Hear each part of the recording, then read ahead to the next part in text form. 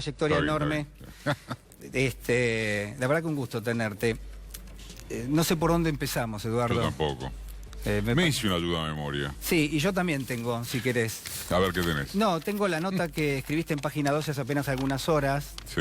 Que me pareció, que se llama No dormirse. No dormirse, sí. El presidente nos mandó a dormir el domingo, a última hora. Sí. Y uno se preguntaba, bueno, ¿pero por qué? Digamos, ¿es un comportamiento antidemocrático? ¿Se sintieron afectados por el resultado electoral? No creo que nunca el presidente haya creído en los valores democráticos. Él se sentiría mucho más cómodo en una dictadura en la cual no tuviera que dar explicaciones por votos. Yo sentí asco el domingo a la noche, dentro también de la contentura que tenía, porque todo el mundo también conoce mi posición, sí. De manera que... ¿Esperabas el resultado? Esperaba un resultado amplio. Sí. No de 15 puntos, pero quizás en esto, bueno, la nota que citás arranca de esa manera. Quizás en esto vale señalar que varios encuestadores tenían una diferencia amplia y no la decían, porque tenían miedo a quemarse. Esta es la verdad. Por razones de decoro, no voy a dar nombres, pero todos saben en el ambiente político mediático que esto es efectivamente así. Y sí me parece que el gobierno contaba con esa información y no la creía. A mí me parece, Julián, que hay una relación entre el presidente que vive en una burbuja, porque viven en una burbuja, ellos viven en una burbuja.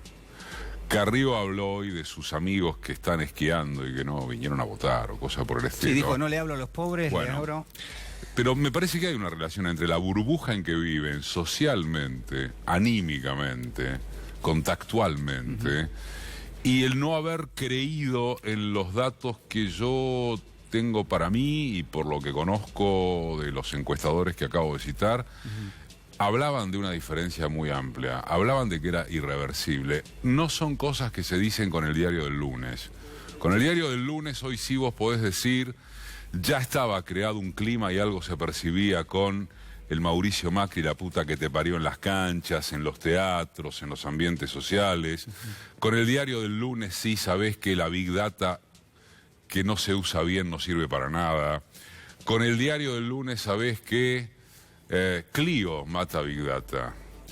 Con Axel Kicillof, la campaña de Axel a la Kicillof. uruguaya poniendo la cara en campaña hace 2 años, porque cuando ese flaco entró a recorrer la provincia, ¿quién apostaba por él? Si acaso, no estamos hablando de cuando Cristina era la muerta política que estaba acá a la vuelta de la esquina. Bueno, ellos no creyeron en lo que tenían delante de sus ojos. Me parece que es un hallazgo que hayas citado al principito. Lo cierto es, del esquemita que me hice, creo que hay una responsabilidad de la oposición bien marcada. No están queriendo incendiar nada. Alberto Fernández me parece que está haciendo lo que puede dentro del escenario que ocurre, pero yo hoy no veo otro escenario que no sea el adelantamiento electoral. No estoy tirando un título, No, pero es... ¿Vos te imaginás 70 días de esto? Esta misma noche están en estado de confusión total los periodistas de los medios oficialistas que están tuiteando Pichetto, jefe de gabinete. Sí, se dice que hay cambios, pero después se desdice. Lo bajan porque no saben qué decir. A mí una cosa que me sorprendió mucho hoy es, fíjate que anuncian, obviamente que te dejo a vos el análisis técnico, la rebaja del IVA para un conjunto de alimentos y no pasa nada. Y no pasa nada porque ya no se cree en absolutamente nada, más allá de esa imagen de Macri sonriendo cuando anuncia la medida. No veo forma de que este gobierno no deba adelantar un escenario electoral si no hay alguna perspectiva de estabilidad que hoy no veo cuál es. Bueno, pero el gobierno en las últimas horas trató de, yo diría, retomar la iniciativa política. En todo caso habrá que discutir si las medidas que ha tomado tienen un efecto en la economía o no. Uno podría pensar que quizás la medida del IVA es importante, pero al mismo tiempo yo podría decirte, mira, Para mí, técnicamente, eso está enfocado en que la pobreza no suba en términos estadísticos. Entonces, si vos le sacás el IVA a los productos de los alimentos, la pobreza no te sube tanto. Estamos hablando de llegar a diciembre, ¿no? Sí, bueno, me parece que hay que resaltarlo. No, una característica que tienen las medidas del gobierno es que son o para octubre o a diciembre. Bueno, pero resaltémoslo porque pareciera ser que se elimina el IVA y en el mejor de los casos se suspende respecto de algunos productos. No me parece un dato menor. Sí. Como vos decís, ¿cuál puede ser el impacto? El gobierno está tratando de evitar un estallido social, por un lado, imagino yo, con la impresión que pueda provocar este tipo de medidas. Por otro lado, está instigando a la violencia. ¿Por qué? Bueno, bueno, ni hablar de Macri hablando de, señalando que el responsable es el pueblo. ¿Vos cómo definirías que Carrió haya dicho que de Olivos solo nos sacan muertos? No, me pareció muy fuerte, muy desagradable. ¿No y es muy poco instigación feliz. a la violencia? Porque le quiero recordar a esa señora que en circunstancias de crisis como estas, los muertos los pone el pueblo, no esta banda que gobierna. Muy irresponsable hablar de citar la palabra muertos en una circunstancia como esta.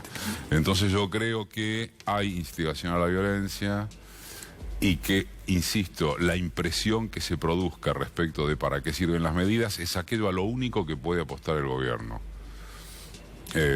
Lo que sí, no hay que entrar en esa provocación. Y en eso creo que la oposición está siendo muy responsable. Estoy hablando del conjunto de la oposición. Eso te iba a preguntar, porque vos destacás, por ejemplo, en tu nota, que la clave, bueno, viene una serie de menciones muy interesantes donde decís, bueno, la clave de la jornada no fue, y hay muchísimas cuestiones que hemos visto todos, incluso que se llevaban los globos del búnker de Cambiemos, es muy divertido. En una bolsa de consorcio. Sí, es muy divertida la nota, pero en un momento vos decís, bueno, la clave fue que cada 15 minutos había una demostración de unidad del peronismo, que aparecían a partir referentes... Sí, fíjate que debe haber sido a partir de las 6:15, cuando ya había algunas encuestas que revelaban que la diferencia era muy amplia, y empiezan a aparecer en duplas. Por allí cito, ¿no? Sí. Palazzo, Hugo Yasky, Sí. Luana Volnovich... bueno, soy injusto, no los voy a poder citar, pero cada 15 minutos hay duplas diciendo: somos responsables, el gobierno está escondiendo los datos, se cae Smartmatic a eso de las 9:00 de la noche, y tampoco, viste, es el bardo de la historia. Esa muestra de unidad del peronismo es la foto de por qué se le ganó a Macri. ¿Y por qué se le ganó con semejante contundencia? Sin unidad del peronismo no se le ganaba, y con esa contundencia. Después podés hablar de cosas que ya no sé si tiene mucho sentido analizar ahora, del tipo de, ¿era un verso la imagen de Vidal? ¿O quedó arrastrada por la imagen de Macri?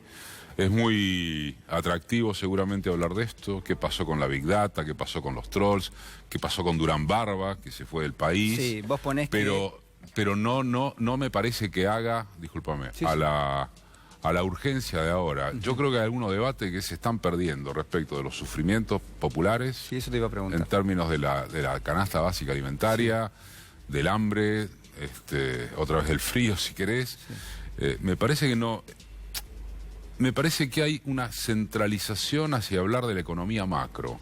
Bueno, eso te iba a preguntar, porque el dólar obviamente es una cuestión urgente, las finanzas reaccionan muy rápido y estamos acostumbrados a que la suba del dólar, la suba del riesgo país es sinónimo de un impacto en la economía real. Entonces reaccionamos antes ante eso, cuando sabemos que va a venir lo otro. Sí. Ahora, la realidad es que inflación hay en la Argentina desde hace muchísimo tiempo, la canasta básica de alimentos va más rápido que el resto de los precios de la economía, por ende la línea de pobreza es cada vez más relevante y la cantidad de pobres cada vez se suma más. Es decir, hay una dinámica que no es nueva, pero que ahora parece que se puede llegar a profundizar. Sí. Digo, vos me decías, hay que adelantar. No, yo no dije hay que adelantar, yo dije que no me imagino cómo es un escenario de llegar a octubre. Porque me imagino que las variables que me aparecen no son concretables. A ver, imagínate que llegamos a octubre, por favor, el oficialismo. Bueno, pero no está en campaña en este momento, no se le critica justamente. No está en nada en este momento.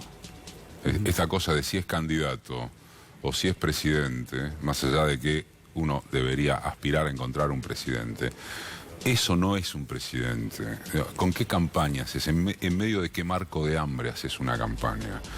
Por eso es casi hasta por omisión que me planteo cómo llegan a octubre. Bueno, pero el gobierno sacó 32 puntos, es decir, hay gente que los votó. Vale, bueno, pero no me parece que sea una diferencia descontable. ¿Cómo haces para que Alberto Fernández baje 4? No, digo, pero bueno, ese es el papel que... Estas cosas no se deben decir, porque después el archivo te pasa facturas. Es mi foto de hoy. Entonces vos me decís, ¿cuál es tu análisis hoy? Sí. Mi análisis parte de estar viendo esto, porque no me imagino, pero yo puedo ser un mediocre analizando, no quiere decir nada. La velocidad a la que se dieron los hechos en las últimas horas, los hechos, digo, el tamaño de la crisis, sí, el volumen de la crisis, tal y como se está manifestando, hacen prever que en algún momento eso debiera empezar a decantar hacia abajo, porque si no, la verdad es que no hay dinámica que aguante, digo, ni política, ni económica, ni social. Por lo pronto hay, me parece, un dato que estaría a favor, en un plano, de que se llegase a octubre, y en otro no. El establishment le soltó la mano. El Círculo Rojo le soltó la mano. ¿Cómo te das cuenta de eso? Porque me parece que, por ejemplo, a Alberto Fernández diciendo el dólar a 60 es un valor razonable y que se estabilice y dar una imagen de, bueno, el presidente virtual, por favor, muchas comillas. Sí. Ya está en funciones. Es todo un signo. Te das cuenta cuando lees las declaraciones y los artículos en los medios internacionales. Y bueno, también uno maneja alguna data de qué piensa algún empresariado. No cree que Macri pueda seguir adelante con esto. Y se están planteando si se llega a octubre. No es solo inferencia, es dato. Yo no veo por ninguna parte del análisis político que el establishment, el Círculo Rojo, llamarle como quieras, no le haya soltado la mano. ¿Y qué pensás de lo que parece ser una especie de plan de reacomodamiento político en estas últimas horas, mostrando un presidente con cierta agresión, ¿no? En algún punto, pero con dinamismo, arengando a gran parte de su gobierno? No sé si lo que pienso, sino lo que siento. Porque como vos decís, el vértigo de los acontecimientos es tal que a veces no podés procesar las cosas. Te voy a contar incluso una... Por intimidad sería una palabra un poco ampulosa, pero ponele que... hoy hablaba con un colega y cuando Fernández Alberto dijo el dólar a 60 tiene un valor razonable, lo primero que yo le dije es no estoy seguro del todo que esto esté bien. Porque me parece que queda enroscado en la lógica de tener que asomar ya como presidente. Y pasaron unas horas y dije, no, debe haber estado bien. Porque hubo cierta calma, cierta estabilidad, y eso te lo cuento porque me parece una muestra de cómo uno mismo algunas cosas las tiene que ir procesando. Lo que siento es que el neocobucheo que ha generado la presencia de Macri en las últimas horas, es decir, vamos a dormir, la culpa la tienen ustedes,